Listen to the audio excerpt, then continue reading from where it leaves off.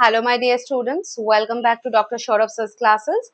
Today, we are going to discuss another interesting theoretical question from the ISS Indian Statistical Service 2026 statistics paper.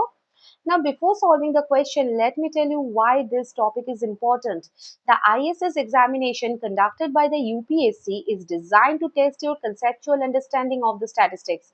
And the topics like the sufficiency, completeness, exponential family, order statistics, and the estimation are among the most frequently tested areas. And today's question beautifully combines the discrete uniform distribution, the order statistics, and the Neyman-Fisher factorization theorem. Although it looks like a very short MCQ, the examiner wants to check whether you understand where the unknown parameter enters the likelihood function or not. So let's solve it in the same way that a statistician would, not by guessing the options, but by using the theory. So first, let's read the question. Let x1, x2, xn be the independent random variables, each having the distribution is this. K is 1, 2, and this goes up to n, and n belongs to z, the set of the positive integers. And if x of n is max of xi and x1 is minimum of xi, then the sufficient statistic for the parameter n is what? And there are four options. We have to calculate the correct option for this question, right? Now, listen to me carefully. Whenever you see the words like find the sufficient statistic, what should immediately come to your mind? The Neyman-Fisher factorization theorem. Never choose an option by intuition. Always write the likelihood function first, and that is the safest and most professional approach. Okay. Now, remember this. The sufficient statistic is the statistic through which the likelihood sees the unknown parameter. If the likelihood depends on the data only through one quantity, then that quantity is sufficient. Okay. Now, understand the distribution. Okay.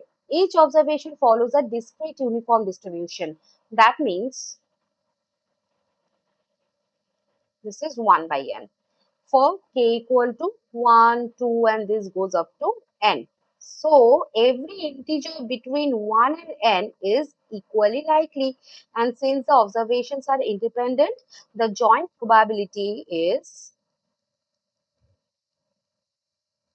provided every observation lies between 1 and n.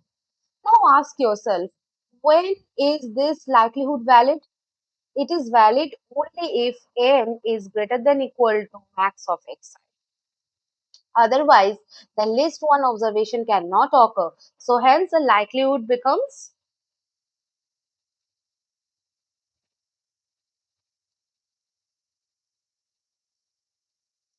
where this is the indicator function. I is the indicator function. Okay. Now, this indicator function is the most important part of today's problem. Many students ignore it, but this is exactly where the unknown parameter enters the likelihood. So, if I talk about the Neyman-Fisher factorization theorem, suppose L theta, this is, then Tx is a sufficient statistic. Okay. So, now let us compare our likelihood. We have this. So, notice carefully, the data appear only through Xn. Nothing else in the sample matters. So, therefore, the sufficient statistic is what? Xn, the sample minimum. Okay. Now come to the options. Option number A. The minimum tells us the smallest observation, right? But does the parameter n depend on the minimum? No. Even if the minimum changes, the upper limit n is determined by the largest observation. So this is incorrect. Okay. Now come to the option B. The maximum determines the smallest possible value of n. The likelihood depends only on this quantity. So this is correct. Now option C. Look, this is only a transformation of the minimum. So again, it contains no information about the upper bound n. So this is also incorrect one. Now the option number D. Since option number B is correct, so this cannot be true, right? So what will be the answer for this question? The answer will be our option number B. Okay. Now, there are two famous uniform distribution. That is the continuous uniform,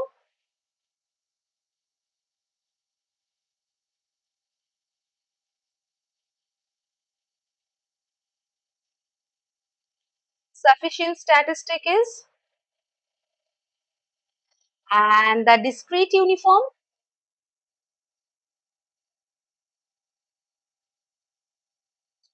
1, 2, and this goes up to n. So the sufficient statistic will be max xi. So whenever the unknown parameter is the upper limit, your mind should immediately think about the maximum observation. All right. So I hope all these things are clear to you. The concepts, the logics are clear to you. If you still have any kind of doubt regarding the logics, regarding the question, you can ask me in the comment section. Okay. So we will meet at the next session with a new question, and we will be solving another new question from the ISS 2026 statistics paper, and that will be very, very beneficial for your preparation. Okay. So see you in the next session. Bye bye.